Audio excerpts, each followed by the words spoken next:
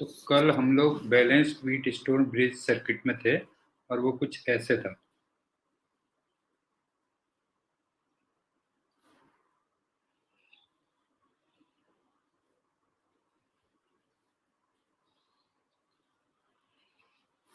और मेरे ख्याल से हमने इसको R लिया था, ये R, ये R, ये 2R, ये 2R, ये 3R और ये था 100 डिग्री सेल्सियस और ये आई थिंक था -20 डिग्री सेल्सियस और इसको H ले लिया था तो ये भी H हो गया। ये फिर 2H/3 था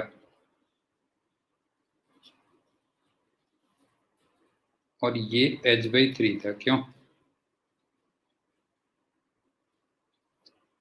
और ये था θ1 आई थिंक, θ2, θ3 और θ4। और ये मैं बता चुका था कि θ2 और θ3 इक्वल होंगे, क्यों?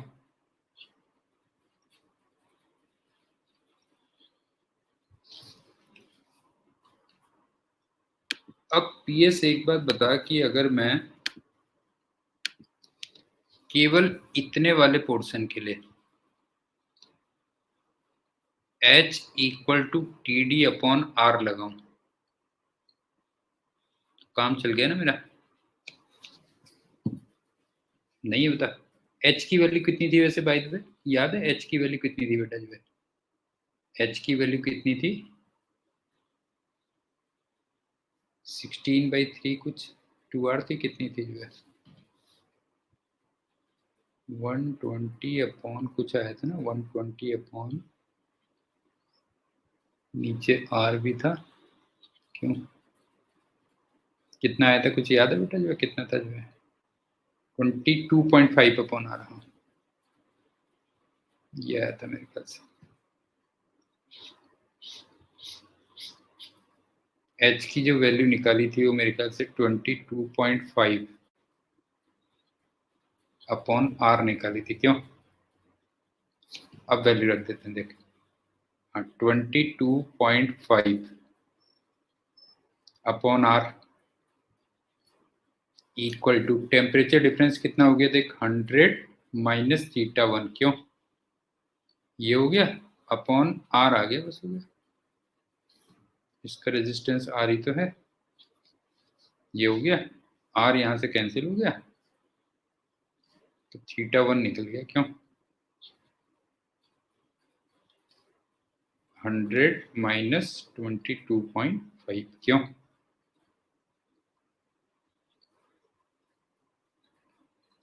या इसी टाइप से एक बात बता कि अगर मैं इस वाले के लिए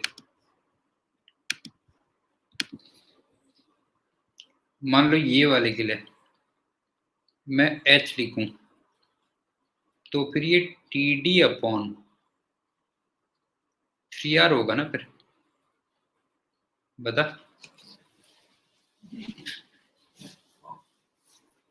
समझ में आया? बता जो है H = TD/3R होगा।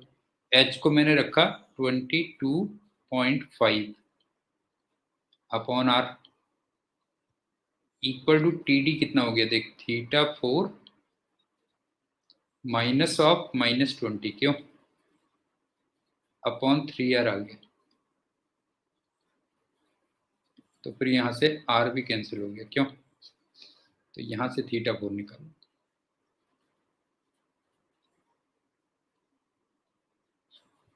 ये भी समझ में आ गया? ठीक। और एक लास्ट, अगर मैं मान ले इस वाले के लिए अप्लाई कर दूं तो देख इसमें H/3 था, H/3 था, ये H/3 इक्वल टू TD/R लिखना है, TD/ 2R लिखना है, क्यों? नहीं है, h/3 equal to TD upon 2R लिखना है।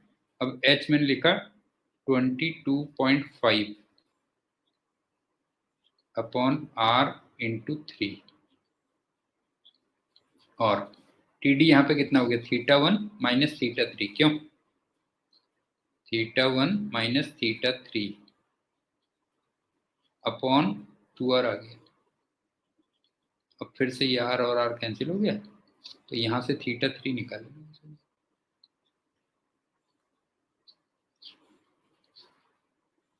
समझ में आ गया बेटा? जो है स्टेप बाय स्टेप बस वो लगाते चले जा, h equal to TD upon R लगाते चले जा, तो वहां से तेरे को टेम्परेचर पता चलता है। ठीक है, अब चलते हैं नेक्स्ट टाइप।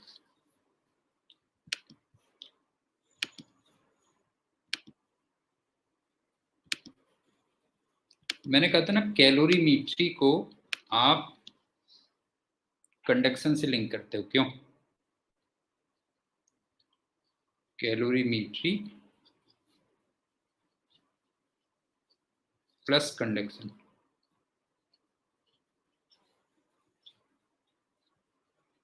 अब इसको कैसे लिंक करते हैं वो देखो।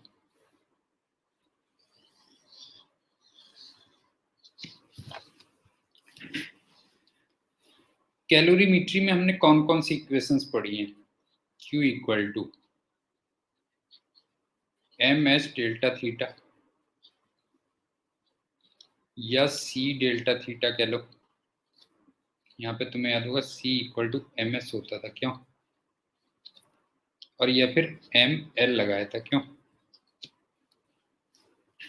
ये लगाया था ना, कैलोरीमीट्री में ये पढ़ा था। अब सुनो, इन इक्वेशंस को मैं थोड़ा डिफरेंशियल फॉर्म में लिख रहा हूं। तो dq अपॉन dt ये कितना हुआ देखो, mass constant, specific heat constant, d theta by dt हो गया। क्यों,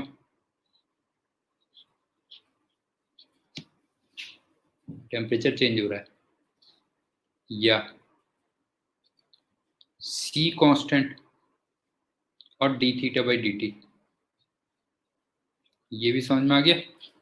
क्यों, ये दूसरी इक्वेशन हो गई। अब तीसरे में तू सोचेगा, तीसरे में क्या होगा, ये हो गया L into dm by dt आया।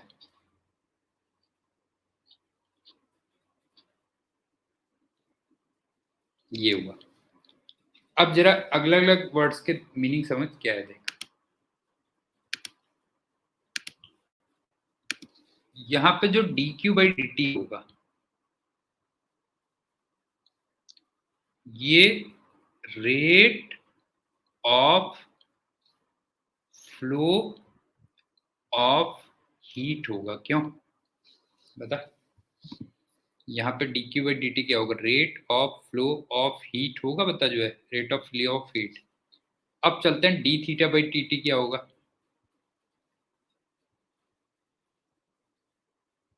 ये होगा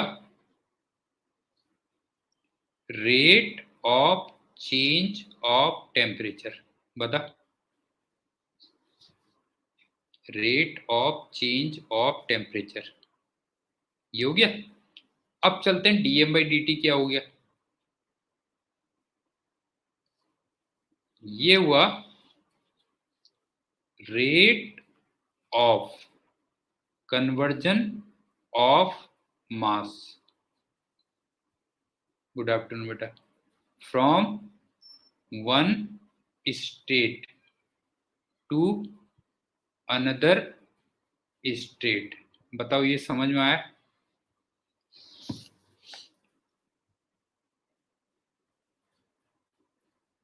पीयूष एक बार दोबारा देख ले। dq अपॉन dt क्या है, rate of flow of heat है बेटा। अबे 5 बजे तो मैं सपने देख रहा होता हूँ हर्षवर्धन। 5 बजे सपने में तो मैं लेट सोता हूँ ना बेटा। जो है rate of flow of heat है बेटा। ये है rate of flow of heat, और ये है rate of change of temperature. Rate of change of temperature. और ये क्या है देखो, rate of conversion of mass from one state to another state. Piyush समझ में आया बेटा क्या क्या है? अपने लॉजिक से भी लगा ले, D Q by D T क्या है, D theta by D T क्या है, D M by D T क्या है, ये कह लीजिए। ठीक, तो कैलोरीमेट्री में तो हम ये पढ़ते हैं। अब कंडक्शन में हम क्या पढ़ते हैं सुनो, D Q by D T को वहां हमने एच किया था, क्यों याद है? हीट करंट बोला था बेटा जो है, D Q upon D T को एच बोला था, और एच को हमने बोला था टी डी अपॉन आर, और आर को हमने बोला था एल अपॉन के ए। ये हो गया, बस हो गया। बता समझ में आया कि नहीं आया? ये हो गया एल अपॉन के, ये हो गया। अब इस टाइप में हम क्या करेंगे वो सुन, ये तो मैंने D Q by D T बता दिया।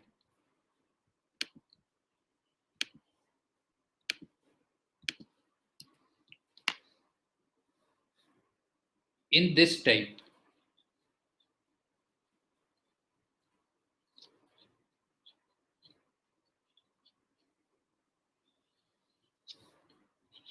D Q upon D T of calorimetry,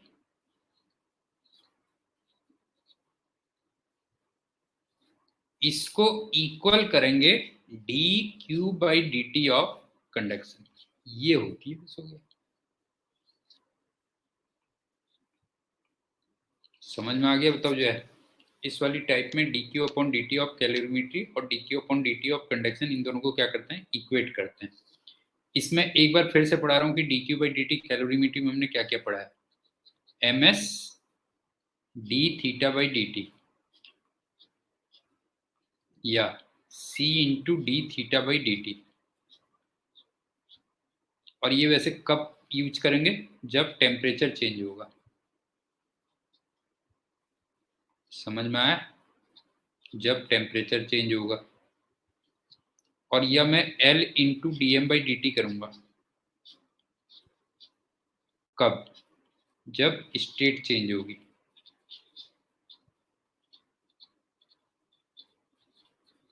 और D Q by D T of conduction को क्या लिखूंगा मैं, टी डी अपॉन आर, और आर को क्या लिखूंगा, एल अपॉन के। अब बता बेसिक समझ में आ गया कि नहीं आ गया, कि इस टाइप में हम लोग कैलोरीमेट्री का D Q by D T और कंडक्शन का D Q by D T, उन दोनों को क्या करेंगे, इक्वेट करेंगे। बाकी एग्जाम्पल में समझ सुनो,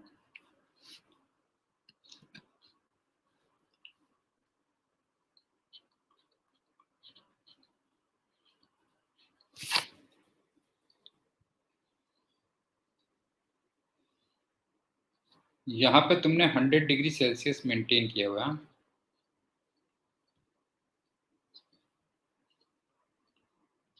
मेंटेन्ड, और यहाँ पे बहुत सारी आइस है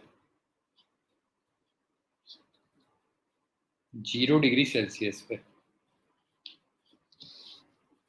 और ये जो रॉड आपको दे रखी है, इसकी length L, thermal conductivity K, area of cross section A दे रखा है।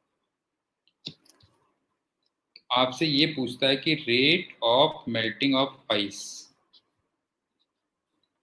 Rate of melting of ice वो कितना होगा।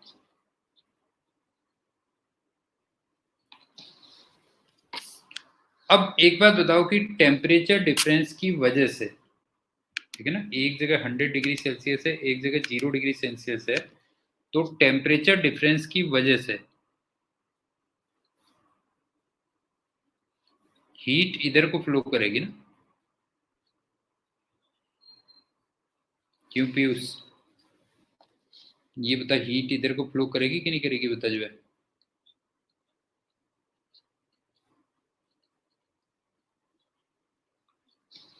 और ये हीट जब यहां पहुंचेगी तो उससे आइस मेल्ट होगी, बस हो गया। क्यों?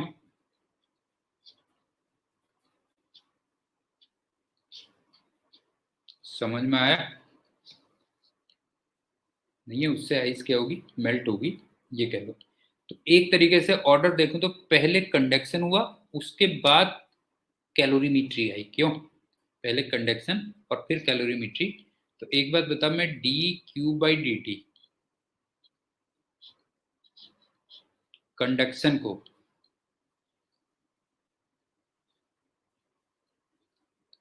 dQ/dt कैलोरीमेट्री लिख दूं? बता। पहले कंडक्शन हुआ तब जाके कैलोरीमेट्री आई। क्यों? पहले कंडक्शन तब जाके कैलोरीमेट्री आई। तो ये हो गया कैले जो है। अब dQ/dt कंडक्शन का कितना हो जाएगा, TD/R, और वहां पर कैलोरीमेट्री का लगेगा L × dm/dt। कोई doubt?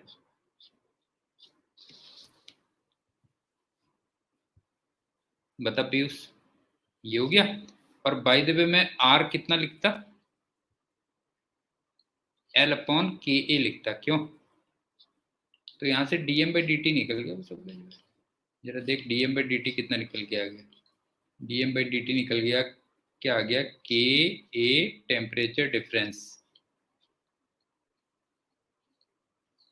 Upon length into latent heat. ये रख लेना। क्यों? इसको फॉर्मूले को अभी यूज भी कर लूंगा मैं, एक और प्रॉब्लम में इसको यूज भी कर लूंगा। तो ये बन गया बस, rate of melting of ice क्या हो गया, KA temperature difference length into latent heat. जैसे लेटेंट हीट यहाँ पे 80 वाली आती, क्यों? नहीं है, आइस वाला है बेटा जो है, तो लेटेंट हीट 80 वाली आती। और टेम्परेचर डिफरेंस कितना है यहाँ पे बाय द वे, 100 ये था और 0 ये था। क्यों? तो 100 है। मेरे ख्याल से समझ में आ गया होगा ना कैसे करना है जो है। बाकी फिर वो मैंने तुम्हें बताया रखा है कि यूनिट्स वगैरह का ध्यान रखना होगा, वो सारी चीजें। एक और एग्जांपल देखो।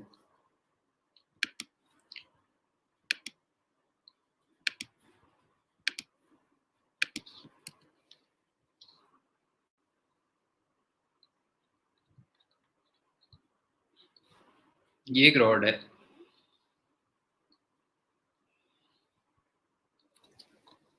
यहाँ पे तुमने ना बीच में कहीं 200 डिग्री सेल्सियस मेंटेन किया हुआ है,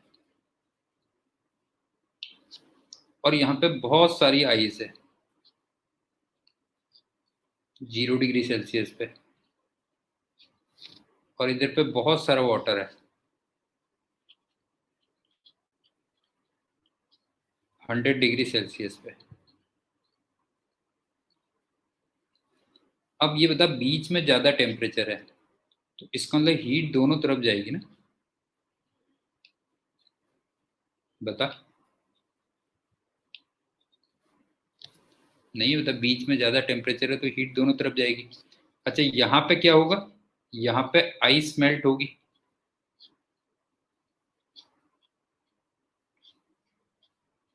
और यहाँ पे क्या होगा, स्टीम फॉर्म होगी। क्यों?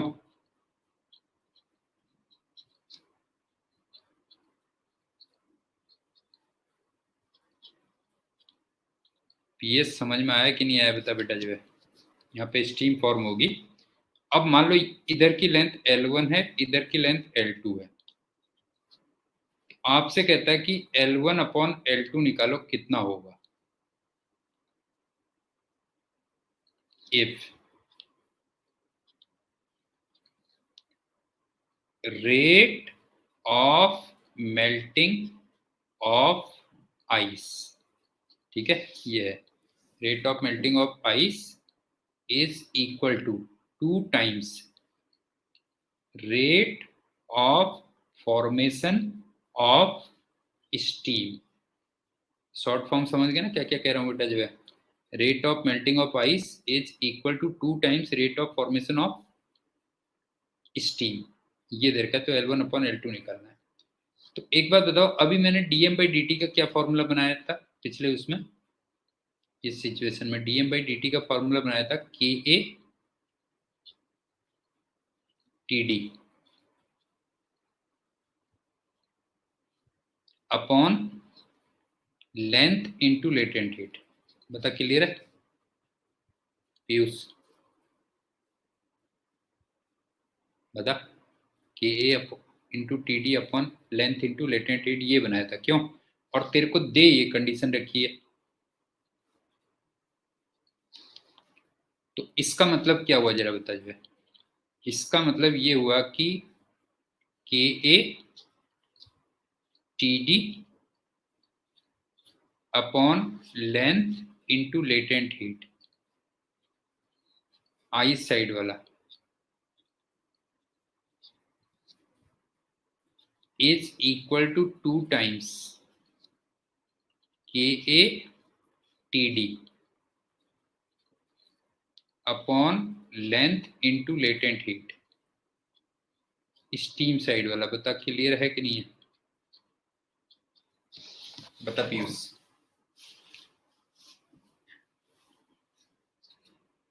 समझ में आ गया? आप सुन,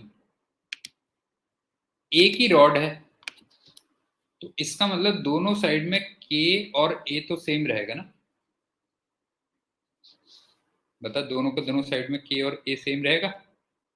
ठीक, अब सुन, आई साइड में जो टेम्परेचर डिफरेंस है वो 200 डिग्री सेल्सियस है। देख जरा, ये और ये नहीं होता। इस साइड में आई साइड में टेम्परेचर डिफरेंस 200 डिग्री सेल्सियस है और जो लेंथ है वो L2 है और यहाँ पे लेटेंट हीट 80 वाली आएगी क्यों?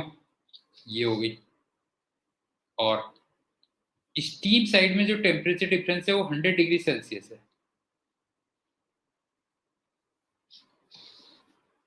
क्यों? इधर 200 है और इधर 100 है, तो मेरे ख्याल से ये भी समझ में आ गया होगा। और जो लेंथ है वो L1 है और इस साइड में जो लेटेंट हीट आएगी वो 540 वाली आएगी क्यों? ये होगी। अब यहां से L1 अपॉन L2 निकाल।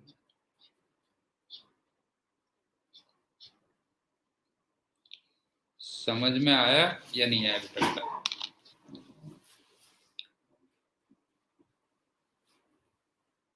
बता पीयूष, पॉइंट क्लियर हुआ बेटा कैसे करना है जो है ये? ठीक है, एक और एग्जांपल देख।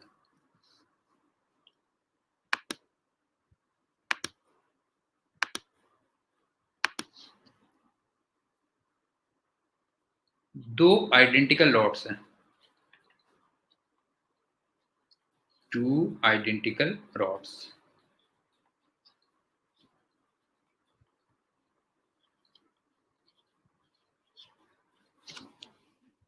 अब क्या है देखो, यहाँ पे तुमने ना 100 डिग्री सेल्सियस ये रखा है और रॉड्स को ऐसे लगा दिया है।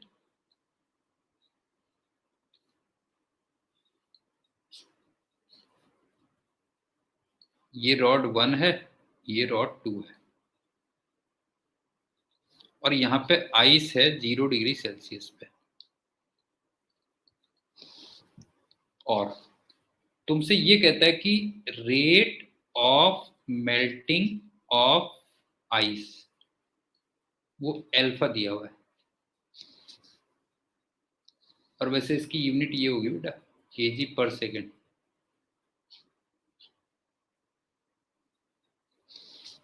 मतलब 1 सेकंड में कितनी आइस मेल्ट हो रही है। एक तो ऐसे लगाया और एक तुमने क्या किया, थोड़ा सा चेंज कर दिया। अब तुमने दोनों रॉड्स को ऐसे लगा दिया।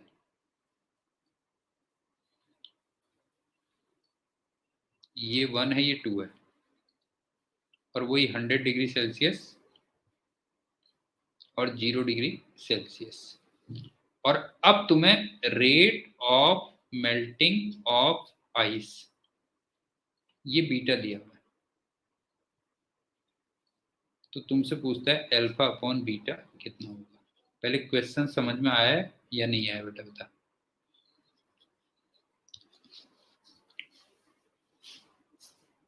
समझ में आया? दो आइडेंटिकल डॉट्स हैं, पहले तुमने फर्स्ट फिगर के अकॉर्डिंग कनेक्ट किया और बाद में तुमने सेकेंड फिगर के अकॉर्डिंग कनेक्ट किया, और rate of melting of ice पहले केस में अल्फा था, दूसरे केस में बीटा था, तो अल्फा अपॉन बीटा निकालना। अब क्या है सुनिए,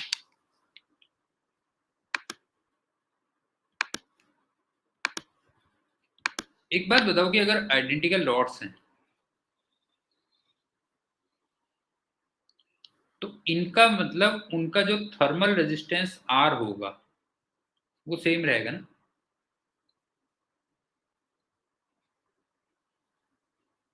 बताओ, अगर मान लो आइडेंटिकल लॉट्स हैं तो उनका थर्मल रेजिस्टेंस सेम रहेगा कि नहीं रहेगा बेटा, बताओ जो है। ये हो गया। अब इस वाली फिगर में तुम्हें दोनों सीरीज में दिख रहे होंगे, क्यों?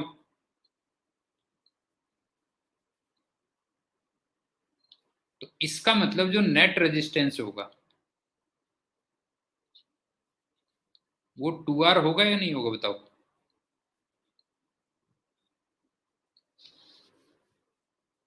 बता, नेट रेजिस्टेंस कितना हो जाएगा? 2R हो जाएगा दोनों रॉड्स के मिला के, ठीक। और इस वाली फिगर में तुम्हें पैरेलल में दिख रहे होंगे, तो इसका मतलब जो नेट रेजिस्टेंस आएगा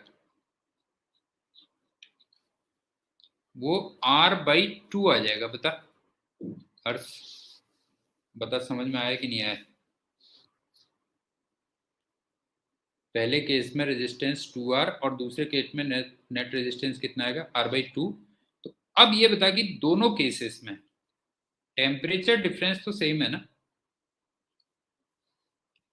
हाँ, R/2 होगा ना बेटा जो है। अब ये बता, दोनों केसेस में टेम्परेचर डिफरेंस तो सेम है,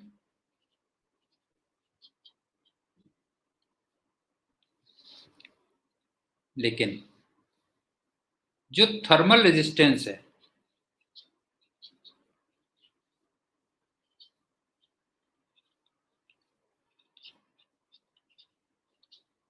वो 2R से R/2 रह गया। इसका मतलब 1/4 हो गया। बता,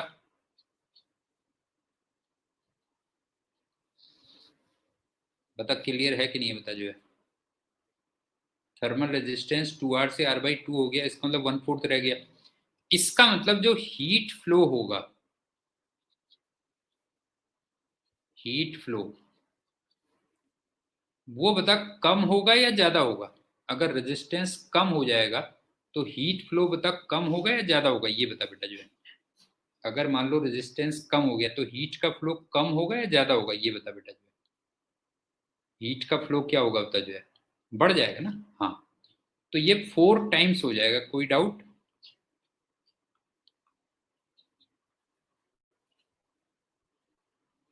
ऑब्वियस सी बात है, 4 टाइम्स हो जाएगा। और ये बता कि अगर ज्यादा हीट फ्लो करेगी तो rate of melting of ice बढ़ेगा या कम होगा, बता। बता, rate of melting of ice बढ़ेगा या कम होगा, बता। Rate of melting of ice क्या होगा बता, बढ़ेगा या कम होगा बेटा, बता जो है। बढ़ जाएगा, ज्यादा आइस जाएगी तो ज्यादा मेल्ट होगा, क्यों? ये भी 4 टाइम्स नहीं हो जाएगा बेटा, ये बता जो है।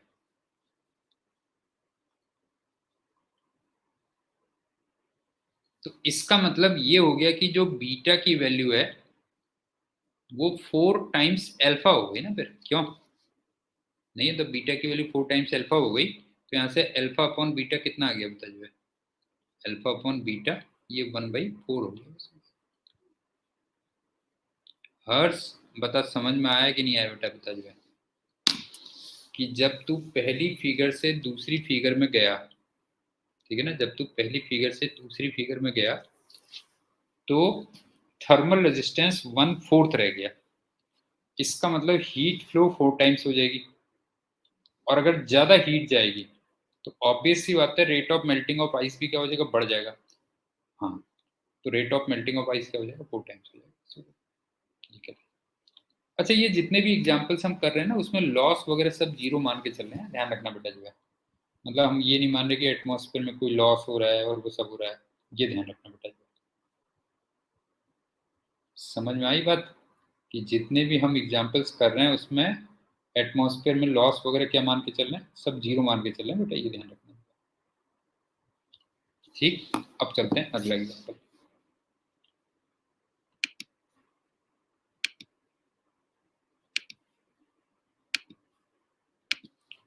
इसको जरा ध्यान से देखना।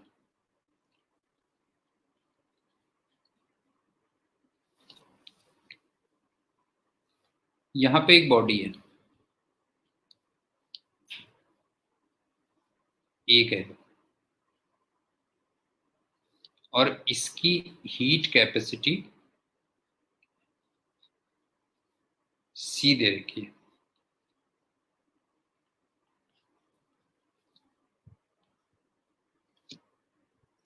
और इसका T इक्वल टू 0 पे टेम्परेचर थीटा इनिशियल दिया हुआ है,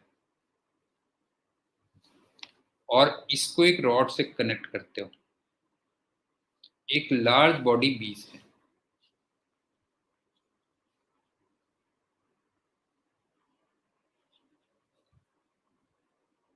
और इस रॉड की length L, thermal conductivity K, area of cross section A है, और लार्ज बॉडी का जो टेम्परेचर है वो मान लो थीटा नॉट है, और तुम्हें दिया हुआ है theta I greater than theta naught, और इस बॉडी का temperature T equal to T पे, मान लो टेम्परेचर थीटा है, तो तुम्हें theta as a function of time निकालना है। ये कर लो, पहले क्वेश्चन को अच्छी तरीके से देख लो क्या है।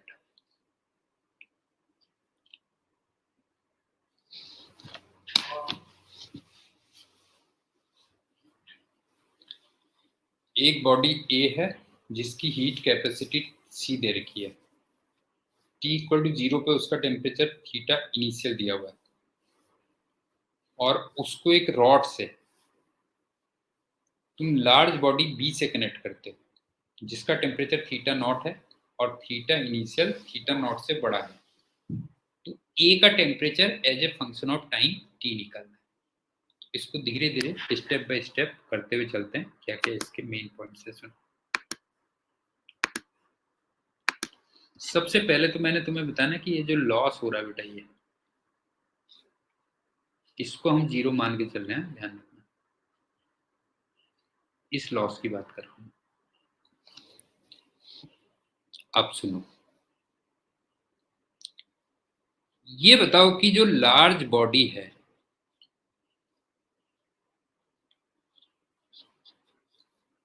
इसका मतलब एक तरीके से इसका जो मास है वो टेंडिंग टू इंफिनिटी हो गया ना। फिर बता, इसका मतलब उसका मास क्या हो गया, टेंडिंग टू इंफिनिटी हो गया। देयरफॉर उसकी जो हीट कैपेसिटी होगी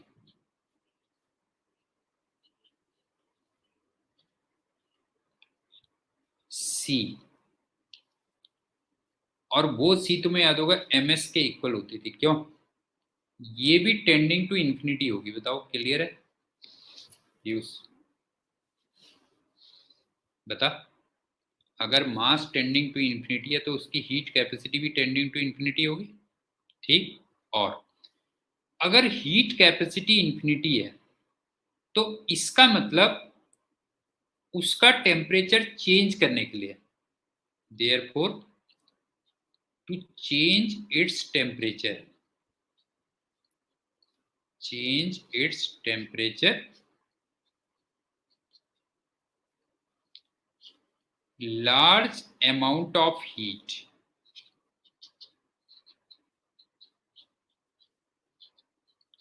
is required।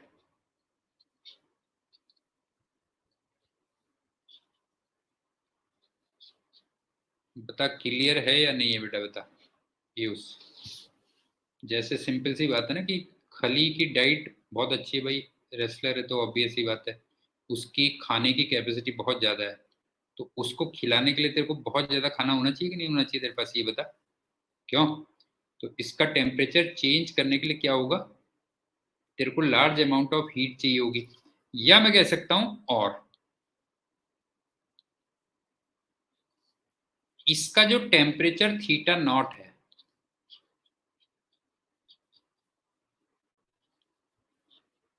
ये ऑलमोस्ट कांस्टेंट रहेगा, पता कोई डाउट? हर्ष बता, ये समझ में आया कि नहीं आया? लार्ज बॉडी का मतलब मास टेंडिंग टू इंफिनिटी, या heat capacity tending to infinity, या फिर उसका टेम्परेचर चेंज करने के लिए तेरे को लार्ज अमाउंट ऑफ हीट चाहिए होगा। क्यों लार्ज अमाउंट ऑफ हीट चाहिए होगा? तो इसका मतलब उसका टेम्परेचर ऑलमोस्ट क्या रहेगा बता, जो है कांस्टेंट रहेगा। कोई डाउट है? यस हर्ष बता, कोई डाउट है बेटा? ये बता जो है, बता कोई डाउट तो नहीं है? नहीं है ना? अब दूसरी बात,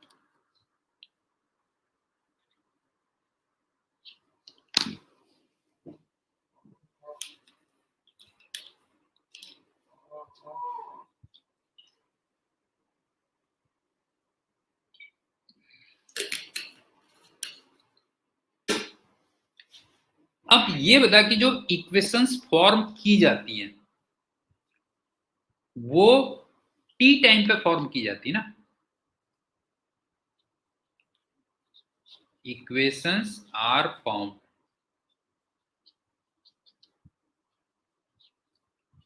एट जनरल टाइम टी। बता, ये भी क्लियर है?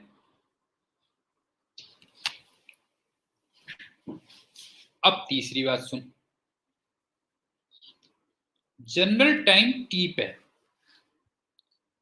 इसका टेम्परेचर थीटा है और इसका तो थीटा नॉट पे फिक्स है। तो इसका मतलब दोनों के बीच में जो टेम्परेचर का डिफरेंस है वो थीटा माइनस थीटा नॉट है। बता कोई डाउट? ये होता किसी जनरल टाइम टी पे टेम्परेचर डिफरेंस कितना हो गया? थीटा माइनस थीटा नॉट हो गया। और मुझे एक बात और बता कि ये जो थीटा है ये बढ़ रहा है या कम हो रहा है? बता, ये बता थीटा बढ़ रहा है या कम हो रहा है? ये बता बेटा जो है, थीटा क्या हो रहा है बता जो है, बढ़ रहा है या कम हो रहा है बेटा जो है? थीटा डिक्रीज हो रहा है ना।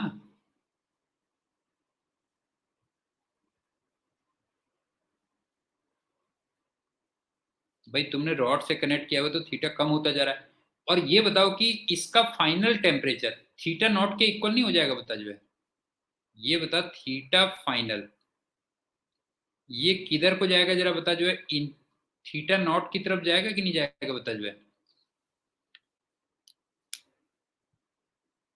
ठीक, अब सुनो, टेम्परेचर डिफरेंस की वजह से हीट ऐसे जाएगी बेटा,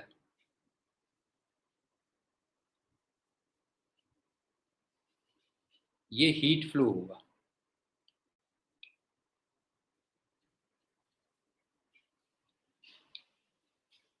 अब ये हीट फ्लो की वजह से इसका तो कुछ नहीं बिगड़ेगा क्योंकि इसका टेम्परेचर ऑलमोस्ट कांस्टेंट रहेगा, लेकिन थीटा कम होता जाएगा। बता क्लियर है या नहीं है बेटा? बता, किसी जनरल टाइम टी पे दोनों के बीच में जो टेम्परेचर डिफरेंस है वो थीटा माइनस थीटा नॉट है। तो टेम्परेचर डिफरेंस की वजह से ए से हीट निकलेगी और बी की तरफ जाएगी, लेकिन बी का कुछ नहीं बिगाड़ पाएगी क्योंकि उसका टेम्परेचर ऑलमोस्ट क्या होगा? कांस्टेंट होगा। लेकिन ए का टेम्परेचर क्या होता जाएगा? बता जो है, कम होता जाएगा। तो मैं एक चीज कर सकता हूं, देखो, थर्ड, कि D Q by D T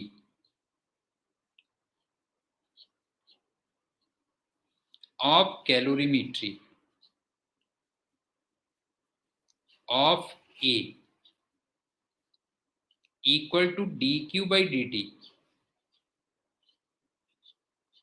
of conduction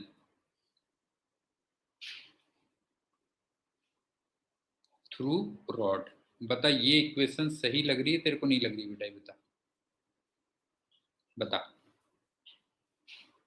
dq by dt of calorimetry of A is equal to dq by dt of conduction through rod। ये हो गया।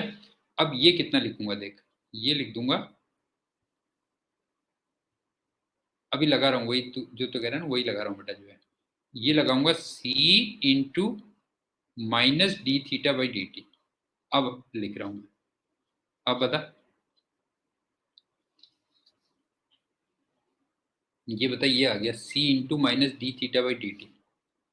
और D Q by D T of conduction क्या होगा, temperature difference upon resistance, और temperature difference होगा theta minus theta naught, कोई doubt, upon L upon K. बता पीयूष, बता ये इक्वेशन बनेगी कि नहीं बनेगी, बता जो है, ये हो गया। तो लास्ट में जो इक्वेशन आएगी वो आएगी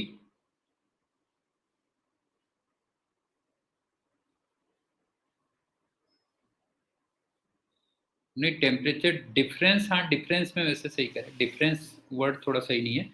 अब वो डिफरेंस ये है ना, पोटेंशियल बात नहीं समझ रहा जो है। अब तू theta one minus theta two मान ले, ये प्लस है बेटा जो है, तो फिर theta two minus theta one, ये फिर नेगेटिव हो जाएगा ना एक्चुअली में, ये है टेम्परेचर डिफरेंस का मैग्नीट्यूड, समझ गए ना बेटा, टेम्परेचर डिफरेंस का मैग्नीट्यूड वो प्लस होगा, लेकिन टेम्परेचर डिफरेंस तो प्लस माइनस कुछ भी हो सकता है। ठीक, अब सुन, तो ये बनी equation D theta upon theta minus theta naught equal to K A upon L C into D T. बता ये इक्वेशन बनी,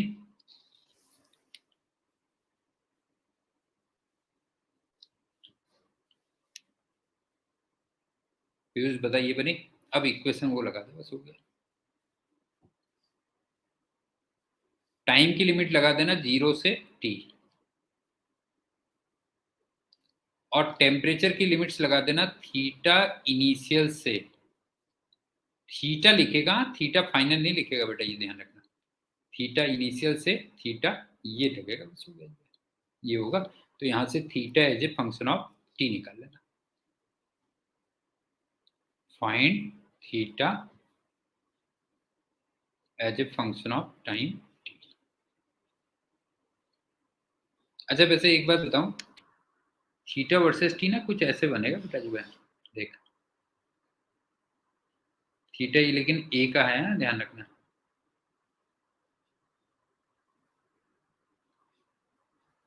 वो थीटा इनिशियल से शुरू होगा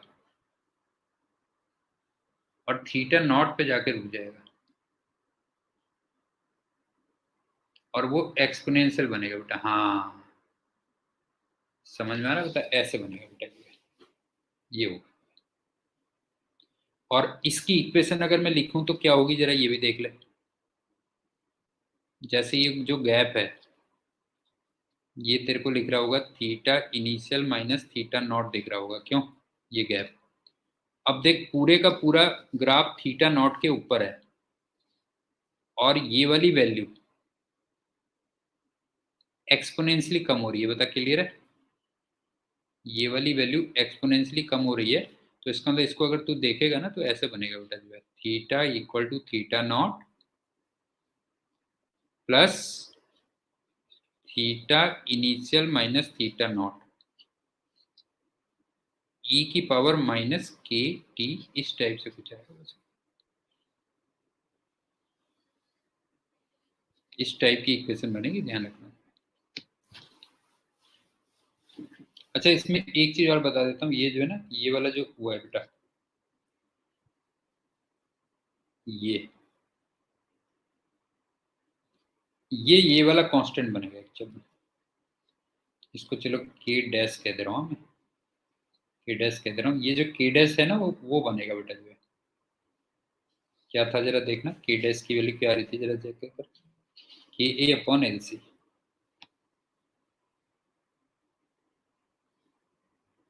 पीयूष समझ में आ रहा है? ये कांस्टेंट कौन सा वाला बनेगा बेटा जो है के ए अपॉन एल सी जो आएगा वो यहाँ पे आएगा जो है। ठीक। अच्छा एक बार चेक करके देख ले इस इक्वेशन में, जरा टी को 0 रख के देखना थीटा कितना आ रहा है। देख टी को 0 रख के देख तो थीटा मेरे ख्याल से थीटा इनिशियल आ रहा होगा।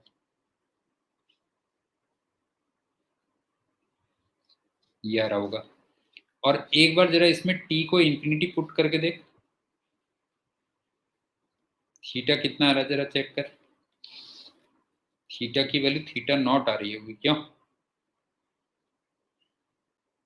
हाँ तो बस हो गया। इसका मतलब टेम्परेचर कहाँ से कहाँ जा रहा है बता, थीटा इनिशियल से थीटा नॉट जा रहा है जो है। ये कह रहा है। तो समझ में आ गया कि नहीं आया?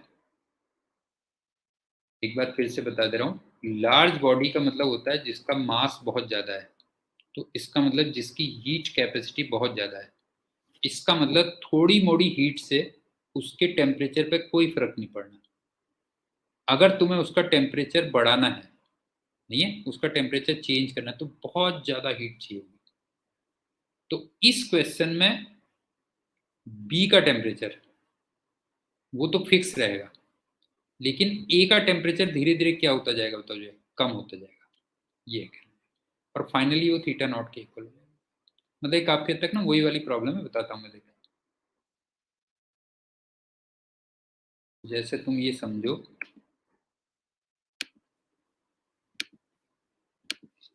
कि मान लो यहाँ पे एक बाल्टी है, हाँ।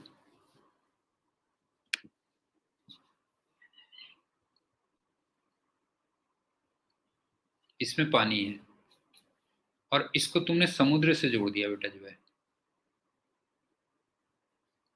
अब देखो पानी यहाँ गिरेगा ना इसमें, पाइप से। पाइप से जोड़ा है तुमने, तो ये बताओ पानी ऐसे जाएगा कि नहीं जाएगा बताओ। ये होगा। अब ये बताओ इसका लेवल तो गिरता जाएगा,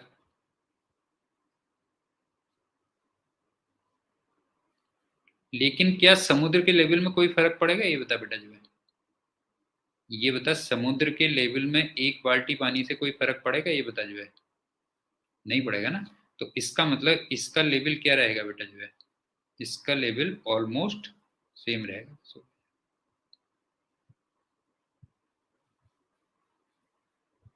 तो मेरे ख्याल से समझ में आ गया होगा ना, ये बिल्कुल वही वाली प्रॉब्लम है कि एक बाल्टी पानी को किसी पाइप के थ्रू आपने समुद्र से जोड़ दिया, तो हाइट के डिफरेंस की वजह से पानी आएगा तो सही, बाल्टी से समुद्र में आएगा तो सही, बाल्टी का लेवल गिरेगा, लेकिन समुद्र का लेवल क्या रहेगा बेटा जो है, कांस्टेंट रहेगा। तो ये हमारा कंडक्शन हो गया पूरा। अब चलते हैं रेडिएशन में।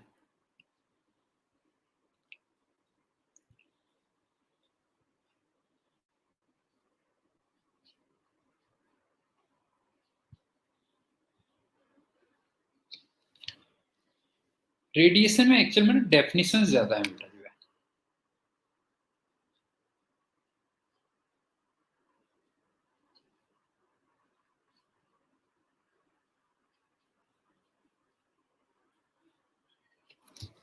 वन बाई वन जो है हम डेफिनेशन पढ़ते जाते हैं। सबसे पहला एक होता है radiant energy.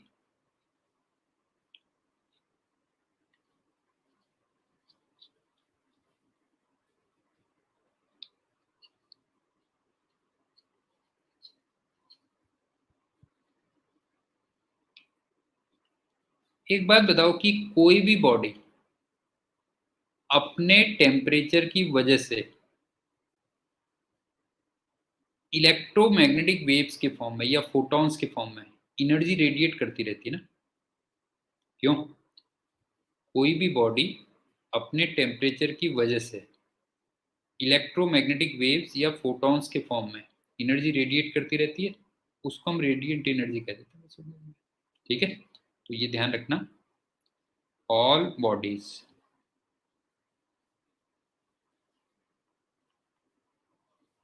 Radiate energy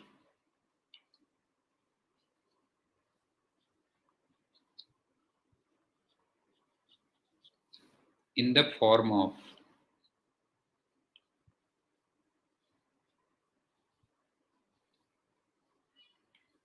electromagnetic waves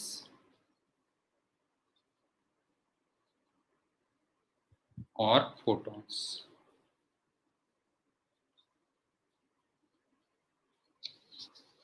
और इस एनर्जी को मैंने बोल दिया रेडिएंट एनर्जी कहते हैं। दिस एनर्जी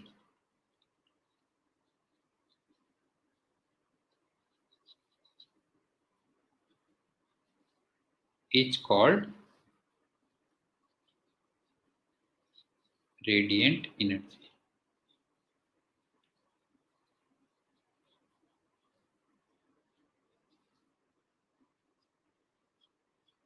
और बाय द वे ये एनर्जी किसकी वजह से रेडिएट कर रहे हैं?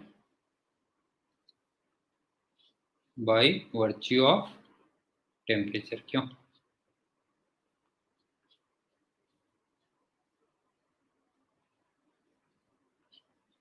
सो हम समझ में आया बेटा कि हर बॉडी अपने टेम्परेचर की वजह से, ठीक है, हर बॉडी अपने टेम्परेचर की वजह से इलेक्ट्रोमैग्नेटिक वेव्स के फॉर्म में या फोटॉन्स के फॉर्म में एनर्जी रेडिएट करती है, और उस एनर्जी को हम लोग क्या बोल देते हैं? Radiant energy. अब चलते हैं दूसरा। एक वर्ड आता है एब्जॉर्प्टिव पावर।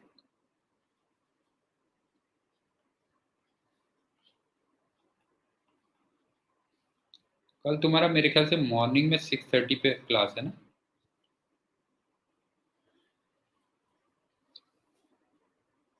ए, ये सुनो क्या है। मान लो किसी बॉडी पर 100 जूल की एनर्जी पड़ी,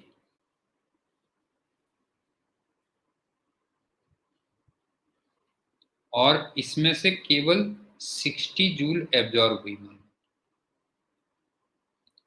तो जो एब्जॉर्प्टिव पावर हो गई वो 60/100 हो गई, बस हो गया, मतलब 0.6। समझ में आ गया? हर्ष बता बेटा, जो है समझ में आ गया कि नहीं आ गया? बता जो है 0.6 हो गया। तो इसका मतलब ये क्या हो गया? एनर्जी एब्जॉर्ब्ड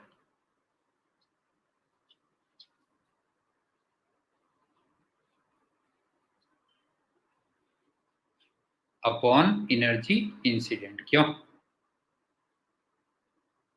ये हो गया।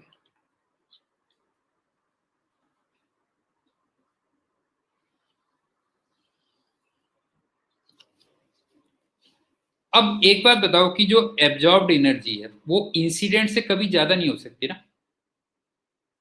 ये बताओ, एब्जॉर्ब्ड एनर्जी इंसिडेंट से कभी ज्यादा नहीं हो सकती ना? ऐसा कैसे हो जाएगा जो है? क्यों? तो इसका मतलब ये बताओ कि ए की जो वैल्यू है वो तुम्हें लग रहा है लेस देन इक्वल टू 1 होगा? बता पीयूष, बता, ए लेस देन इक्वल टू 1 होगा? दूसरी बात, अगर मान ले ए की वैल्यू 1 है तो इसका मतलब 100% एब्जॉर्प्शन हो गया ना? बता। और एक वर्ड तुमने सुना होगा, परफेक्टली ब्लैक बॉडी। क्यों परफेक्टली ब्लैक बॉडी? तो 100% एब्जॉर्प्शन कौन करती है बेटा? जो है 100% एब्जॉर्प्शन करती है perfectly black body. Perfectly black body.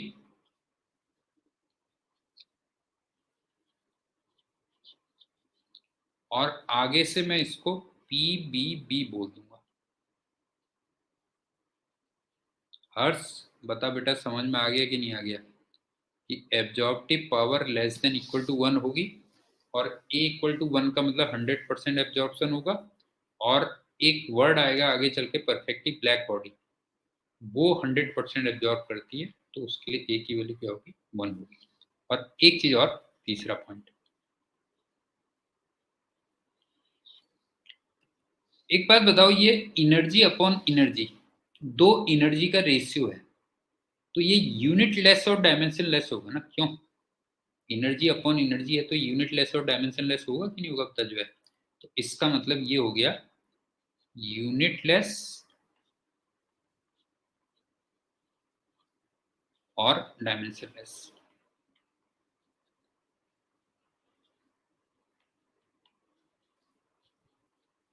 तो मेरे ख्याल से एब्जॉर्प्टिव पावर तो तुम्हें समझ में आ गई होगी, क्यों।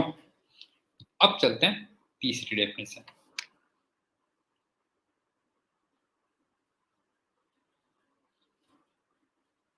Spectral absorptive power.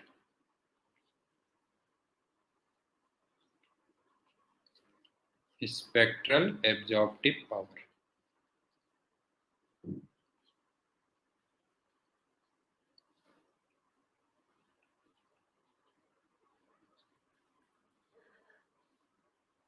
A lambda कह लो।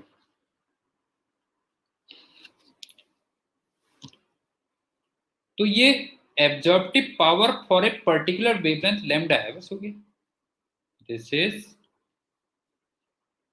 एब्जॉर्प्टिव पावर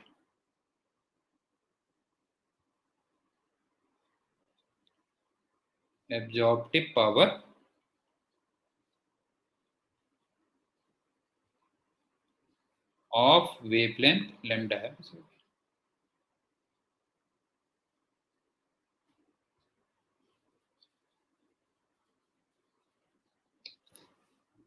इसका मतलब क्या है वो देखो, फिगर से समझ में आएगा तुम्हें ना, ऐसे नहीं समझ में आएगा। मान लो 1 एंगस्ट्रॉम की 10 जूल एनर्जी गिरी और इसमें से 9 जूल एब्जॉर्ब हो गई। इसी टाइप से मान लो 2 एंगस्ट्रॉम की 20 जूल एनर्जी गिरी और इसमें से 14 जूल एब्जॉर्ब हो गई। अब ये बताओ कि अगर मैं एब्जॉर्प्टिव पावर ऑफ 1 एंगस्ट्रॉम कहूं तो वो 9/10 0.9 होगी। पीयूष समझ में आया बेटा, ये बता जो है। और एब्जॉर्प्टिव पावर ऑफ 2 एंगस्ट्रॉम अगर कहूं तो फिर ये 14/20, इसका मतलब 0.7 हो गई, बस हो गई। समझ में आ गया। इसका मतलब ये बॉडी 1 एंगस्ट्रॉम की अच्छी एब्जॉर्बर है, क्यों। अगर मैं 2 एंगस्ट्रॉम से कंपेयर करूं तो इससे क्या पता चल रहा है बताओ जो है, कि ये बॉडी 1 एंगस्ट्रॉम को ज्यादा एब्जॉर्ब कर रही है कंपेयर टू 2 एंगस्ट्रॉम, बस ये कहते हैं। ठीक। अब इसमें भी छोटे मोटे पॉइंट्स हैं। ये बताओ कि जो लैम्डा की रेंज है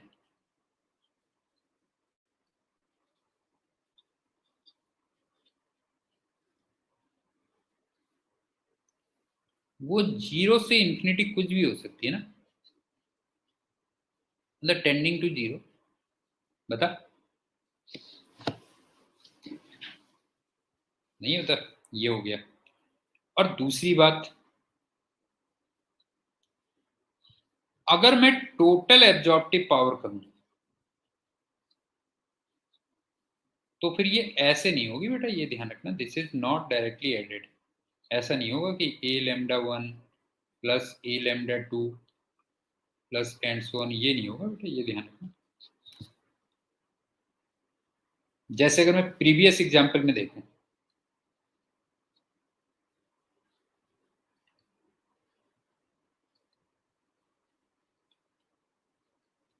अगर मैं ए टोटल कहूं तो देखो कितना होगा बेटा जो है टोटल, 9 ये हुआ, 14 ये हुआ, तो इसका मतलब 23 एब्जॉर्ब हुई। कितने में से, 10 ये गिरी, 20 ये गिरी। अब समझ में आया बेटा, 30 में से।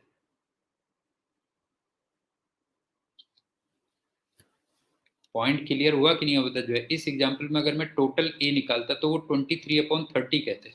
तुम इसको ऐसा नहीं करते कि this is not equal to A of 1 angstrom plus A of 2 angstrom, ऐसा नहीं करते बेटा जो है। ये ध्यान रखना, क्योंकि ये वैसे भी फिर 1 से ज़्यादा हो जाती है ना। अगर तुम देखो ए 1 एंगस्ट्रॉम की 0.9 है और ये 0.7 है, देख ये हो गई 0.9 और ये हो गई 0.7, तो ये टोटल फिर 1.6 नहीं हो जाती है बेटा, बता जो है।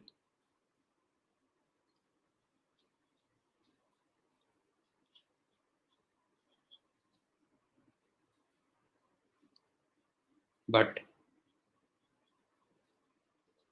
ए कांट बी ग्रेटर देन 1, क्यों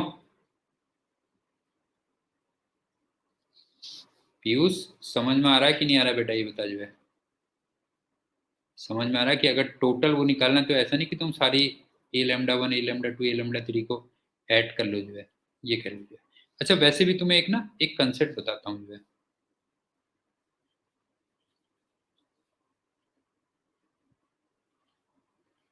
जैसे यहाँ पे जो ए था ना, ये एक तरीके से रेशियो था, क्यों?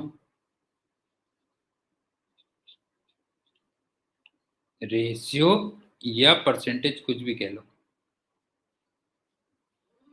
जैसे मान लो एक, ये बताओ कि अगर ए मान लो 0.6 है, तो इसका मतलब क्या है बताओ जो है। इसका मतलब ये है कि 0.6 फ्रैक्शन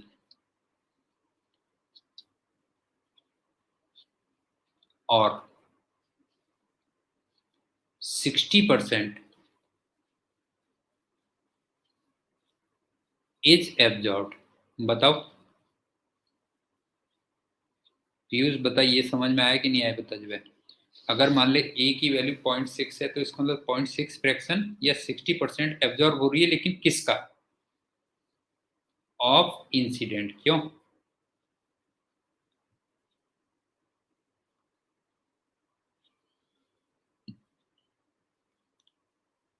तो जब तुम्हें ना टोटल परसेंटेज निकालनी होती है तो वो डायरेक्ट ऐड नहीं होती कभी भी, ये ध्यान रखना।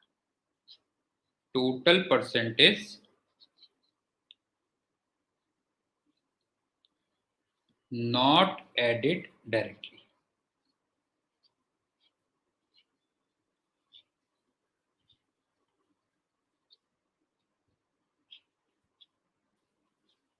जैसे ये बता कि अगर मान ले तेरे फिजिक्स में 90% मार्क्स हैं, केमिस्ट्री में 80% मार्क्स हैं, अगर मैं टोटल कहूंगा तो क्या 170% थोड़ी हो जाएंगे? यस, बता। तेरे फिजिक्स में मान लो 90% मार्क्स हैं और केमिस्ट्री में 80% मार्क्स हैं, टोटल अगर तू कहेगा तो तेरे ये थोड़ी कि 170% मार्क्स हो जाएंगे बेटा। तो समझ में आ गया होगा मैं क्या कहना चाह रहा हूँ, कि इस टाइप की चीजें डायरेक्ट ऐड नहीं होती है, ध्यान रखना। अब चलते हैं फोर्थ पॉइंट,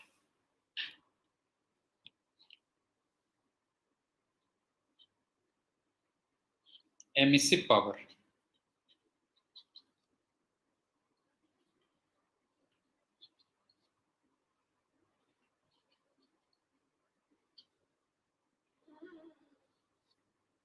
ई,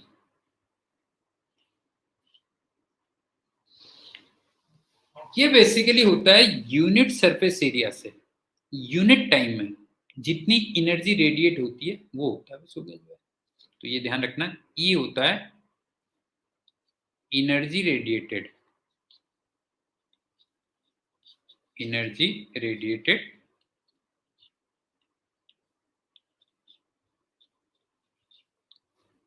per unit surface area, per unit surface area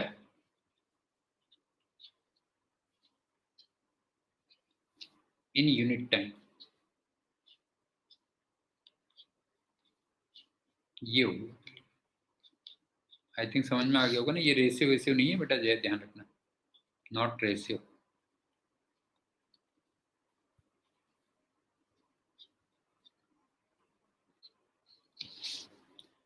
तो इसकी कुछ यूनिट आएगी ना अगर देखेगा तो, क्यों? इसकी यूनिट क्या होगी बता, ऐसा ही यूनिट क्या होगी, जूल पर मीटर स्क्वायर सेकंड। बता ये यूनिट बनेगी कि नहीं बनेगी, बता जो है। Energy radiated per unit area per unit time, बता ये बनेगी। और जूल पर सेकंड तुम जानते हो कि वॉट होती है, क्यों? नहीं है, जूल पर सेकंड वॉट होती है। तो इसका मतलब इसकी यूनिट वॉट पर मीटर स्क्वायर होती है। ये होगी। ठीक, अब इसी टाइप से फिर स्पेक्ट्रल एमिसिव पावर होगी।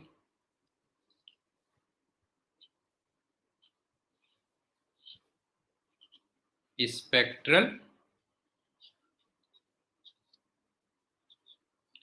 Emissive power,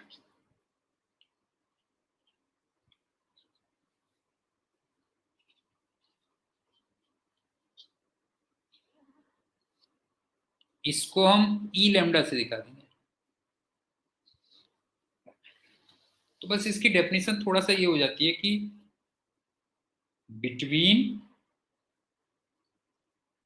lambda wavelength and lambda plus D lambda.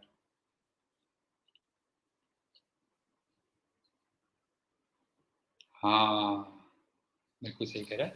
Between lambda wavelength and lambda plus D lambda, energy radiated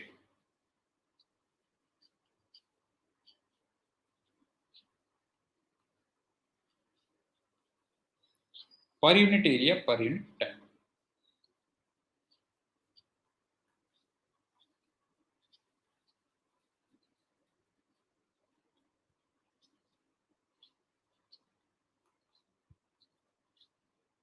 ये समझ में आया बेटा क्या है कि लैम्डा और lambda plus D lambda wavelength के बीच में, समझ गए ना, इनके बीच में जितने भी फोटॉन्स निकल रहे हैं, समझ ना, जो भी फोटॉन्स निकल रहे हैं उनका energy radiated per unit area per unit time. अच्छा, यहाँ पे डायरेक्ट ऐड हो जाएगा, बता क्लियर है कि नहीं है? यहाँ पे तू लिख सकता है, कोई प्रॉब्लम नहीं है। E equal to E lambda 1 plus E lambda 2 plus and so on. इसमें कोई प्रॉब्लम नहीं है, बता इसमें कोई प्रॉब्लम है? इसमें तो नहीं है ना कि मान ले 1 एंगस्ट्रॉम की तुझे 10 जूल एनर्जी मिली, 2 एंगस्ट्रॉम की तेरे को 20 जूल एनर्जी मिली, 3 एंगस्ट्रॉम की 30 जूल मिली, तो फिर तो सब ऐड कर देगा ना। या मैं इसको ऐसे कह दूं, E इक्वल टू, ये बता, integration E lambda D lambda from lambda equal to 0 to lambda equal to infinity. बता ये क्लियर है या नहीं है?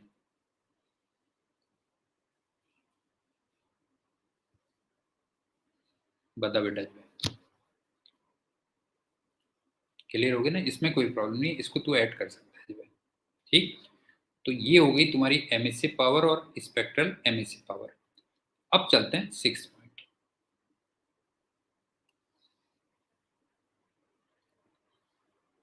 अब वर्ड आता है एमिसिविटी।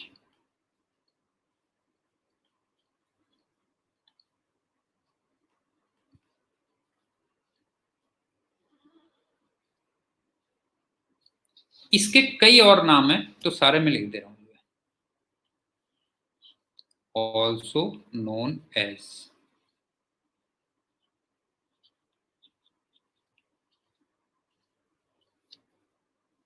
रिलेटिव एमिसिविटी भी कहता है, रिलेटिव एमिसिविटी।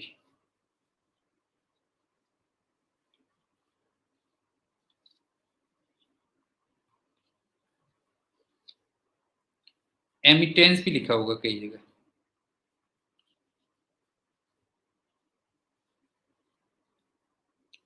रिलेटिव एमिटेंस भी लिखा होगा।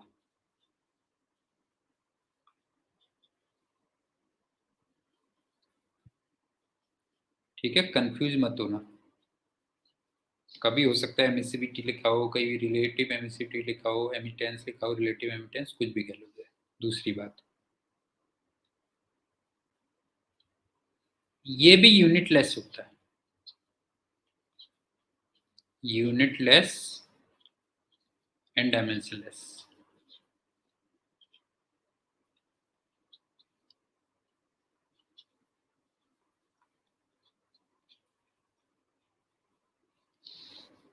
थर्ड, अनफॉर्चुनेटली इसको भी ई से ही दिखाते हैं,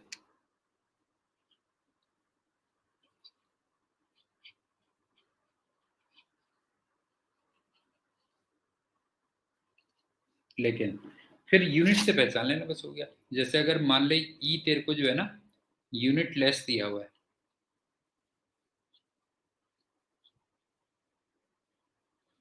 तो वो एमिसिविटी की बात कर रहा है फिर, क्यों?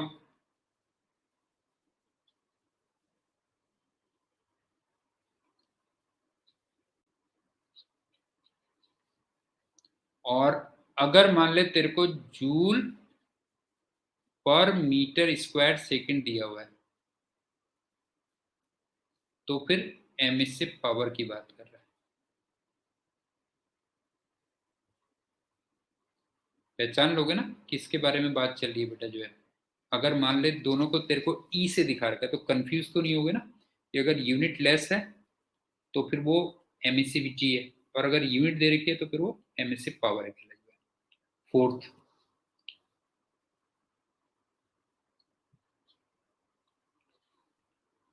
वैसे ई को अगर ई आर से दिखाते हैं तो और बेटर होगा, क्यों?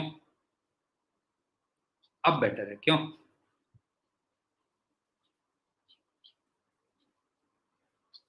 लेकिन अब बुक्स में कई जगह ई से दिखाया होता है, इसलिए मैं नहीं कर रहा हूँ जो है, ठीक है। ये हो गया। और एक चीज और, ई की value less than equal to 1 होती है इसकी भी, और ई की वैल्यू 1, इस पे किसका अधिकार है बेटा जी? है परफेक्टली ब्लैक बॉडी।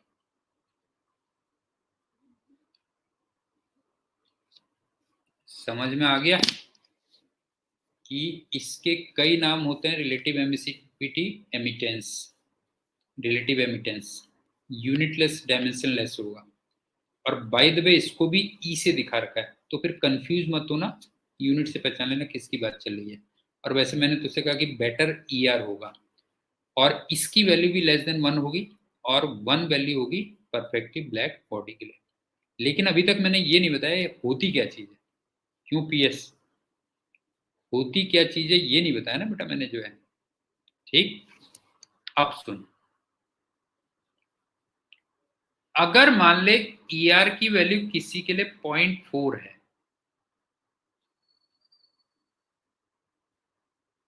इसका मतलब ये है कि ये बॉडी परफेक्टली ब्लैक बॉडी के रेस्पेक्ट में 40% एनर्जी रेडिएट करेगी अंडर सिमिलर कंडीशंस। बस ये है, समझ गए ना? इसका मतलब ये है 40% radiation, 40% radiation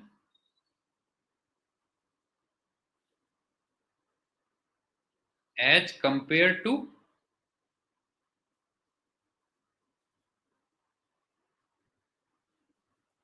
perfectly black body. लेकिन अंडर सिमिलर कंडीशंस, वो बहुत जरूरी है।